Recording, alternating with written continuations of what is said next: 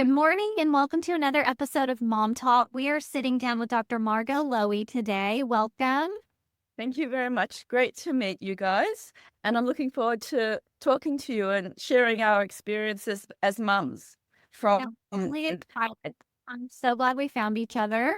yes, And you are a psychotherapist, is that right? yeah. What exactly does that mean? What that means is that I've been trained as a social worker, and my area of interest has evolved into mothering. And what I do is I sit with people and have sessions with people and really encourage them to talk about their experiences and not to judge them, not to lead them in the conversation, but have them lead me and then work and what happens is they manage to find things about themselves, but they do it themselves with me there. Okay. And it usually is, it's not something that I can do quickly. It's fairly long term. And it usually involves thinking about what happened to them in their past families, and how that rears its head in their everyday experiences. And why I moved into this area of mothering because I originally did some work on infertility, and then I wanted to do some work on mothering when my daughter was finishing her education in Australia. I knew I'd have to be around for her. I'd need to be present, but not like hovering too much. So I decided to do a PhD, and I researched the area of maternal ambivalence, which is what my book is about, Loving Moments and Bitter Truths. And I started, and what I realized was, back to the therapy room, in the room with my clients, there was always what I call an empty seat, like a symbolic, like they're really for the mother, for the client's mother, my patient's mother, to talk about her experiences with her mother were always somewhere in the room. And so that intrigued me. And then I decided to delve into some work on mothering, an area. There's a lot of, there already in this time, and this was about 2010. There was a lot of work about mothering, but I wanted to get an area that really hadn't been talked about a lot. So I found this area of maternal ambivalence. So that's how it got me here. And I really liked your question about therapy, because people don't really understand what it is. There's all different types of therapy. But to go back to my original statement, it's really about allowing us to talk about the experience, and for me to, I suppose, unpack it in a way for the client, and for the client to say, yes, I understand, or no, I don't understand, or this is right, or that's not right. But for me, not to put my thoughts or my feelings into the space, to listen to the client. That's what the main object is, to listen and to really interpret and to try and understand where the client is. Okay. I completely understand that. We've both been through some therapy on and off. Yeah. And I feel like it really started, or I felt like I really needed to get into it after I had kids. Because I feel like you said, all these things start coming up from your childhood, but because you have kids. Yeah. Well, I talk a lot about triggering.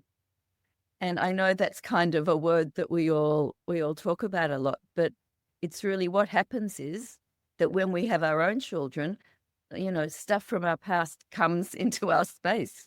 And it's good after having therapy, if you kind of understand that's what happens, it's okay.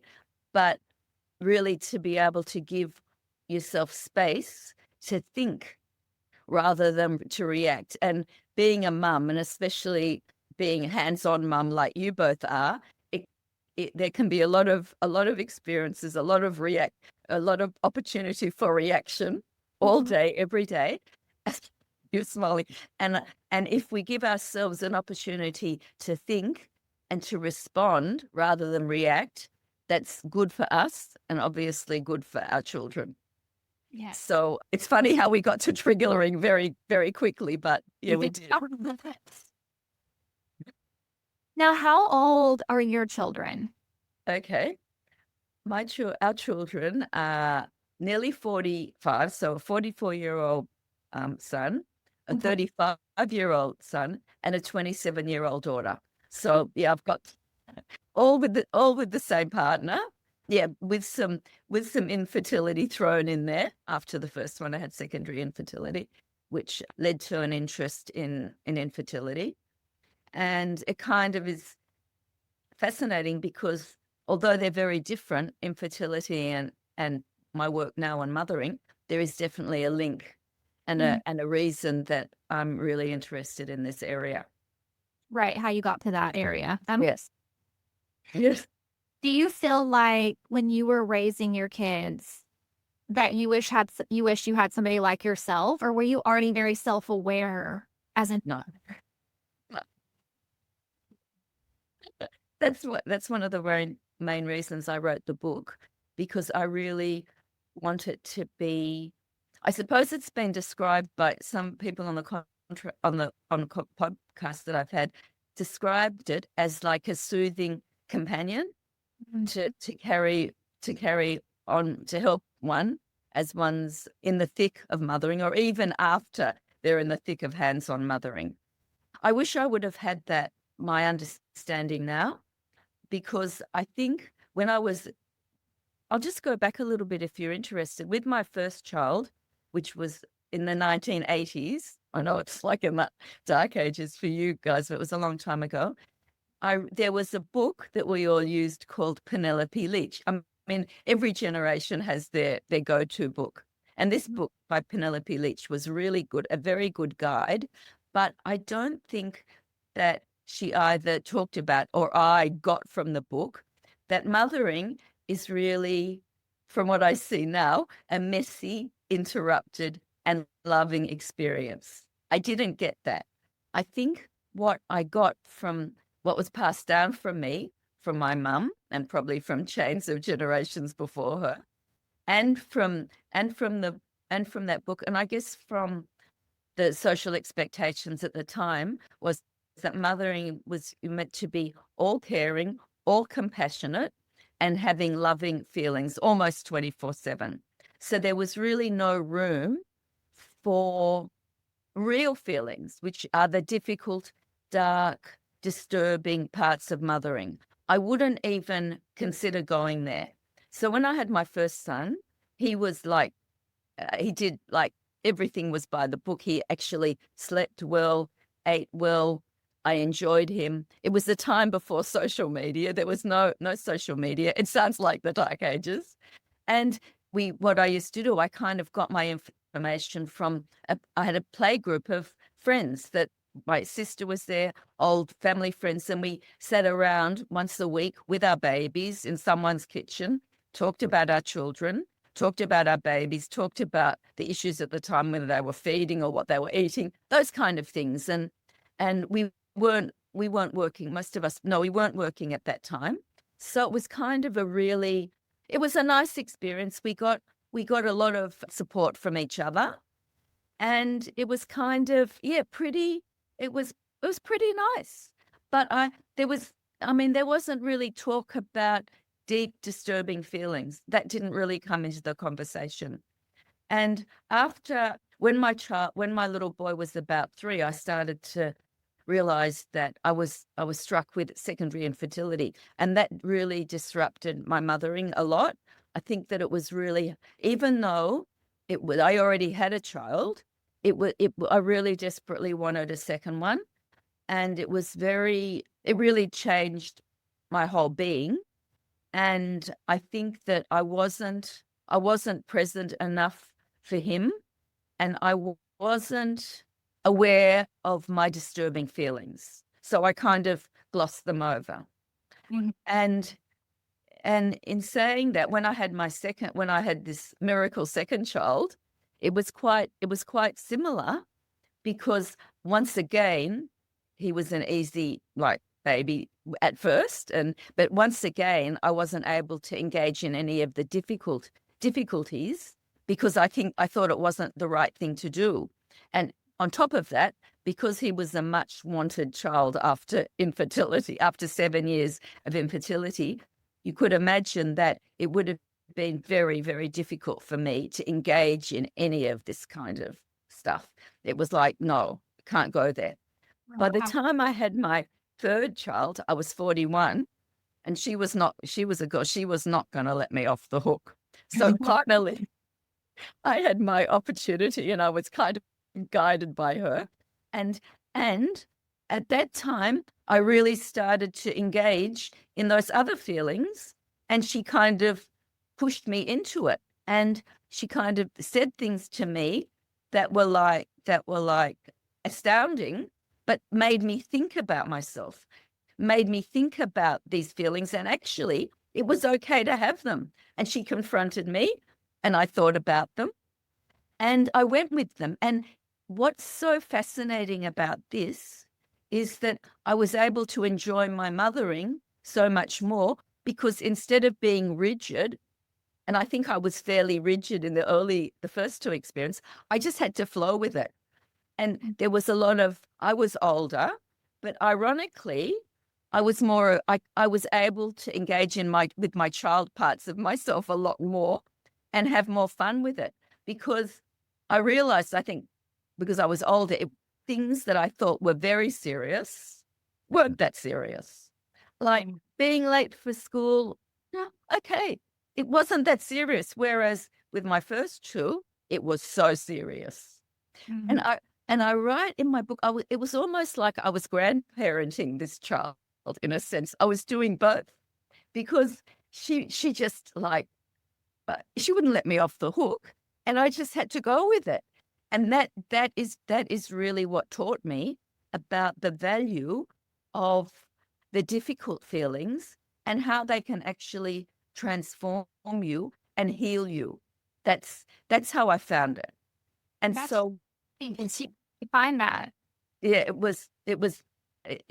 but I don't think at the time I was aware, but it wasn't until I sat down to write this. This is my second book. My first book, PhD on maternal ambivalence. The second book was a much more academic book on maternal ambivalence. It's a really good book, but really academic. And after I wrote it, I thought, I really love this book, but is it really going to reach the people that it really needs to reach? I mean, I think all mothers, all partners, all grandparents, anyone that cares for a mother or her child can get a lot of benefit from this book. But I really wanted to write a conversational book about this. So, and it was really interesting to find the title for my book. It's called Maternal Ambivalence: The Loving Moments and Bitter Truths. And it was really fascinating because I didn't get my title till after I wrote it. And I had kind of a holder title. It was Disrupting the Silence, and it just wasn't right. And what I did was I sat down for a couple of hours and wrote down from my head everything that I'd got myself from the book. And then it just came to me, and it was just so obvious that it's loving moments and bitter truths. And that's what it is. That's what mothering is. And back to your other observation, I think if someone would have told me that mothering is loving moments and it is bitter truths, and it's tears and it's laughter and it's joy and it's resentment and it's agony and it's worry and it's pity, and it's all these things. It's not all. It's not binary.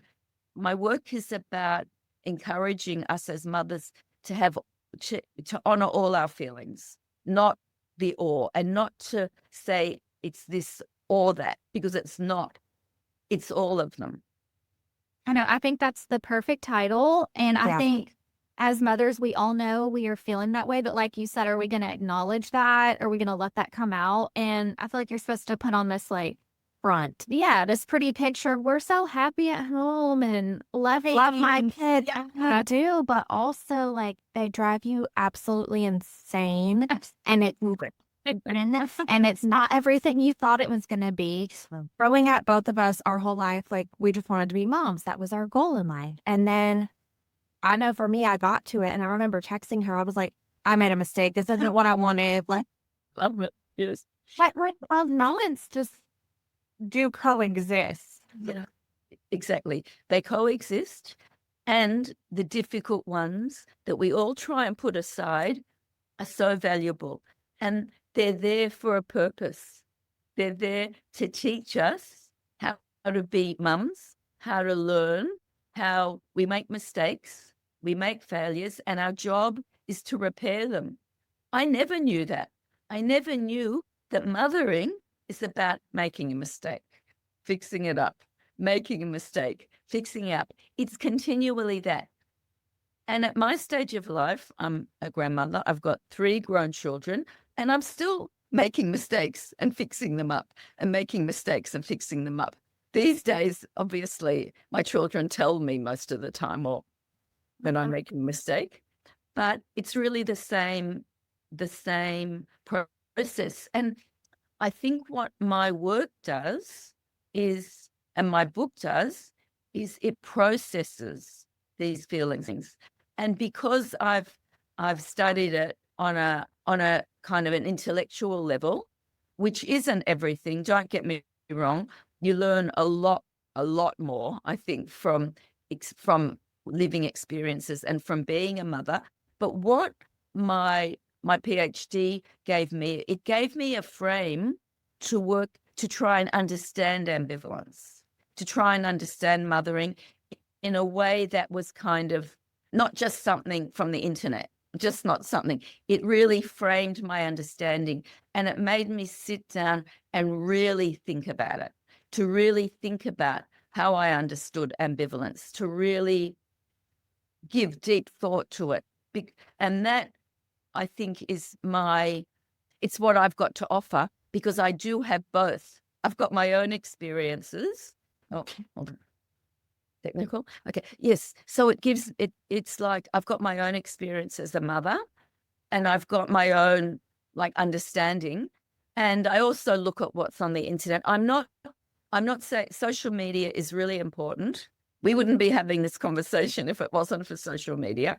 But I suppose what I would say is, in the old days, there was like, it still exists, like an ideal, which you mentioned before, like what you're meant to be as a mum. And social media adds to that. I encourage all mothers to challenge ideals and to challenge what's on the social media, because it's not, often it gives either something that's very glamorized, like the mother getting to school at 8 a.m. with 3 children, looking unbelievable and looking calm and smooth. No, that's not, we all know that that's not what happens. You guys have probably just dropped your kids off to school, or they've got on the bus, and I know it's not like that. And Talking about socks, like, where are your shoes? Like, it's that. And then, yes, oh, maybe.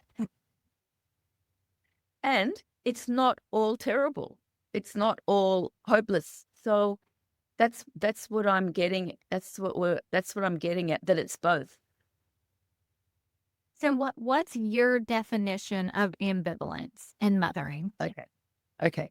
Ambivalence, our experience of ambivalence as mothers, it's our experience of honoring and respecting all our feelings of mothering, our rage and our enjoyment, our bitterness and our love, our tenderness and our irritation, our compassion and our frustration.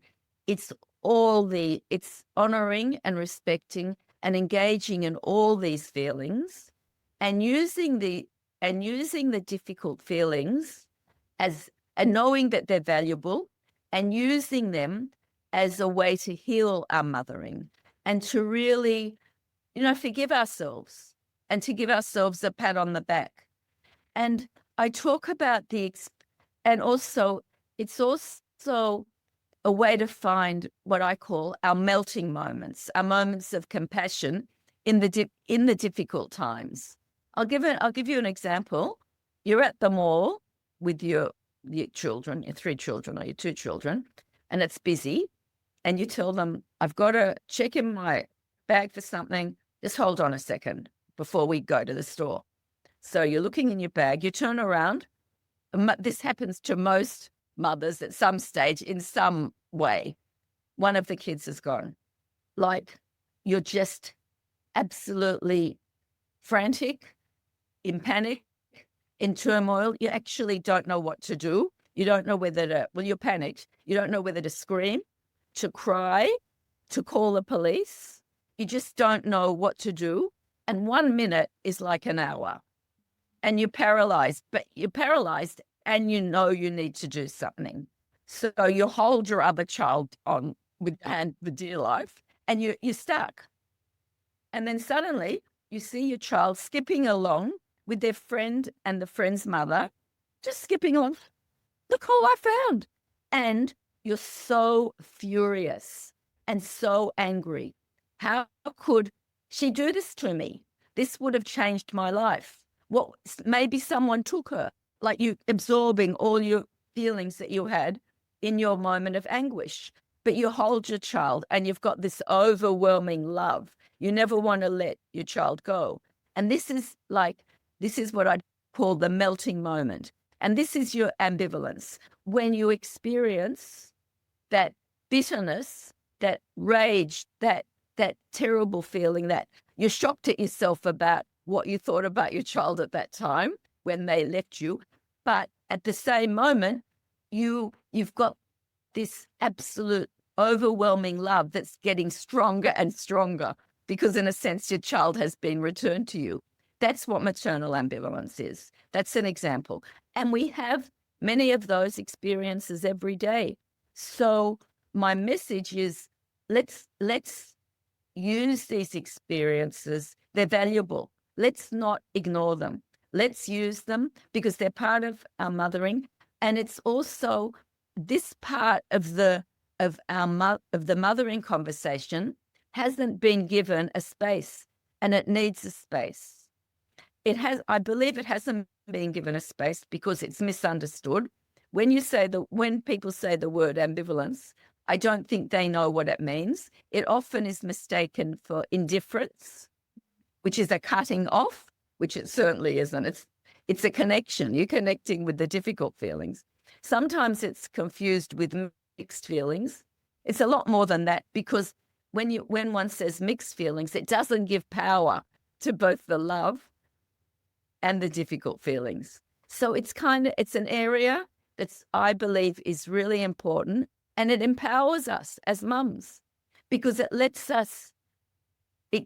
normalizes these feelings, and it gives us the right to say, yes, I feel like this. And yes, it's okay. And yes, it's part of mothering. And yes, it's normal. And I'm an enough mother if I have these feelings.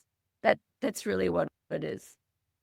Is that something you would say, like you would sit with those feelings and recognize them on your own? Or like my kids are older, 11 and 14, would I express that to them as well? Yeah, that's a really important question. That's where I think that you need to be really thoughtful about that. And I think you've got kids at very different ages, right? So I think that you'd need to be really careful about how you'd say it. But look, the thing that the three of us know about our children, is they pick up on everything. They know when you're annoyed. They know when you're angry. So in fact, I think it's really important to be age appropriate and say, listen, in whatever way, I think I've had enough now. I might need my own space, or, just to be thoughtful. I wouldn't go to the extreme and say necessarily, I can't stand you, leave me alone, which you might feel, but I'd kind of maybe reduce it a bit and put it into ways that they can understand, because I think that also gives your child permission to have all their feelings. I mean, we're our children's models, especially where we're hands-on mothering. So I think it's really important that we can acknowledge it to ourselves first and then give it back to our children, but in a way that's appropriate for them and that they can learn from and that we can all talk about. I didn't do that with my first two children. I didn't have the tools for that. Now I do, and I try. I mean, my daughter, our interaction helped me to get those tools, and I think it's really important.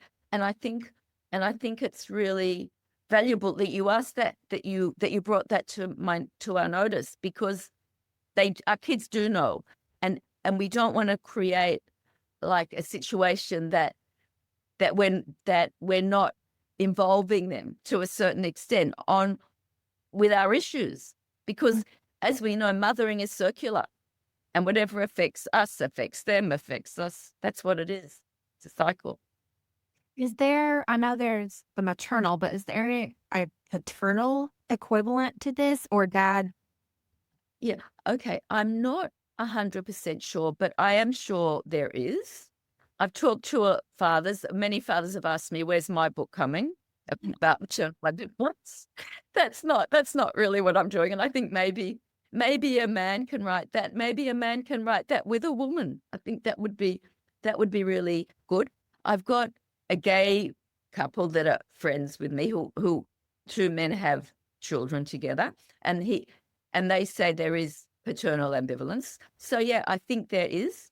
I think that maternal ambivalence is also, it goes back to, if these days there's many ways of mothering and many ways of having a child, but for the mothers bear their children themselves, I think pregnancy brings a certain ambivalence to it. I think that sometimes you think you're going to get pregnant, it's going to be easy and it's going to be wonderful and it's just going to be a blissful experience of bonding with your unborn child. Now, we know that there's part of that in pregnancy. Often it's not like that. And that's when you kind of get the sense that, yeah, maybe this kid's not exactly going to be doing exactly what I please. You kind of get some signals in pregnancy. I don't know whether we take them, but it's often not how we anticipated. And then that goes, and maybe I need to do some writing on that, because that's where it starts. And then you talk about most of us have, not all of us, but most of us from when we're very young have a dream of having a baby, where we dress our dollies up or we take our stroller. You can see little children with the strollers with their babies. We have this kind of instinct when we are little girls. And I think this is probably usually different from little boys and from fathers. I'm not saying for everyone, but I think that we do have, when we are pregnant and when we birth, and because it's a physical and an emotional experience, it is different from fathering, from paternal ambivalence. And I think that if we look back on I don't know about you guys, but for myself, when I look back on my whole experience, it was filled with so many different, wonderful, agonizing, dark, light moments.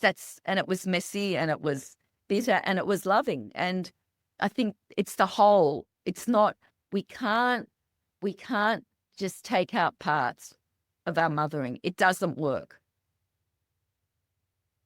No, I agree. And I feel like you said earlier, we do have a group that they're all our work friends, and we can get those feelings out with them without feeling judged. It's like That's 3 or 4 of us, I would say. Yeah, that we've got to bounce off things with each other. And there's a girl that has kids older than us, and I felt like maybe she finally felt like she could say how she used to feel when she was a mother our age, because I don't think she had proof. So now we're all comparing at all these different stages of how we felt. That is fantastic. It warms me when I hear that. And you used a really important word, which I haven't used, but I was kind of alluding to how important it is to really challenge those, not to be careful who you surround yourself with. That people that judge, that doesn't give that takes away your energy and your lightness. And to find a group of people that you're comfortable with that give you energy. And as you pointed out, it can be older people, it can be children, people that had children before you, and everyone has something to contribute, whether it's someone with a 1-day-old baby or someone with children who are 4 and 5 or 11 and 14. Everyone's got something to contribute. And I think what you've articulated so well, which is really basic to my work, is that it's a conversation. It's having a conversation. And what I'm doing with my book, The Loving Moments and Bitter Truths, is opening the conversation. I don't know it all, definitely. And whenever I speak to people like you, it adds something else to my conversation. But we all, as mums, we all have an obligation to each other and to the younger mothers and to older mothers to engage in this conversation. And I think when we surround ourselves with people that understand us and that don't judge us and that are willing to learn from us, that's what it is. I mean, I'm a grandmother, but I learn so much from young people. I learn all the time from my children. I've got 2 daughter-in-laws, and I'm blown away by the way they mother. They do a much better job than me. I'm like going, I wish I would have known that. Oh, that's great. That's sweet. What do you think the difference is in a stay-at-home mom versus a 9-to-5 mom with the ambivalence? Do you think it's harder on one than the other? Okay. I think that you've kind of nailed it, because I think it's both. I think I think it's a struggle for both. I think when you're staying at home, when you're a stay-at-home mother, sometimes you wish you were a paid work, I mean, you're working at home, but you wished you were an out-of-home mum. And when you're an out-of-home mum, often you wish you were at home. And I think that none's easier. I think they're both difficult. And once again, I think it's really important to think of it as that when you're at home, to think that, that it's really frustrating. It's really mundane. It's really boring. You're doing the same things over and over again. And you still, although you may not have the same time pressure as the mums that work, you don't have to get to the work at a certain time. You still have a routine and you're still working on the clock and you're just kind of stuck there. But you've got those moments that you treasure that you wouldn't have if you're an out-of-home mum. But when you're a working mum, then you miss some of the things that you would be doing at home, and you have that time to yourself, and that you're out of that tedium. And when you get home, you're right in the middle of it again. So I think it's both. And I really want to say that we really, as mums, need to think about maybe not about having compassion for both. For the working mum to have extra compassion for the stay-at-home mum, and for the stay-at-home mum to have extra compassion for the working mum, because both have benefits and both have difficulties. And it's this inclusive part again, and an understanding that both have wonderful parts and both are difficult. And being a mum is difficult, and it's wonderful, and it's difficult. It makes me think of, I think we've both done this. We have had a really long day with our kids. We can't wait for them to go to bed. And then as soon as they go to bed, we're scrolling through our file looking at pictures of them because we miss them. Isn't that right? Isn't that just captures it? Right there, and I'm like, oh, I could have done this differently today. Oh, I want to do that tomorrow. Like, just everything is still centered around them once they're in bed. Yeah. And I think what you're saying here, which is really important, is how hard we are as mums on ourselves. We're not really good at forgiving ourselves. We're not really good at giving ourselves a pat on the back. And I think this is also the message that I want to give to young mums. Let's pat ourselves. Let's say, yeah, I did that well today.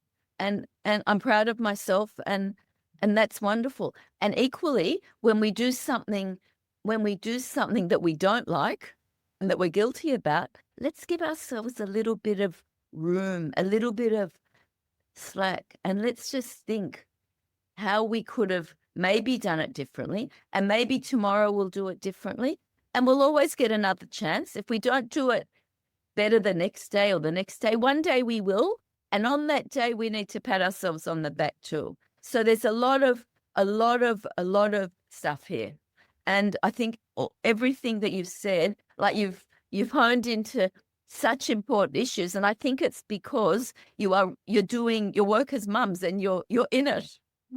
We're in it. Sometimes when I'm really hard on myself, I'll think I would never be that way towards Victoria if she had the same problem. Up on myself. Like you said, it's hard to give ourselves grace, but that's something we're trying to do. It is Work in progress, yeah. We are work in progress. Your time's always pressed. As a mother that I'm not hands-on, I'm not as pressed for time. I can think more. I can go back and try and understand what I did as a mum and think about and try and make sense of it. And what you talked about is at night you sit down and you think about what you did. So you, in a sense, you're trying to process that still after and trying to make sense of it. And that picture of the mothers so happy they're in bed, then you start scrolling through. I mean, it is so funny and it's so true. And that's what we are. Mm-hmm. So is there anything else that you want to touch on and leave people with before the end of our conversation today? Okay. I think what I would like to say is that as a mum, let's flow with it a little more, and let's be forgiving of ourselves, more forgiving of ourselves, which makes sense with flow, and that helps us to be more forgiving of our children.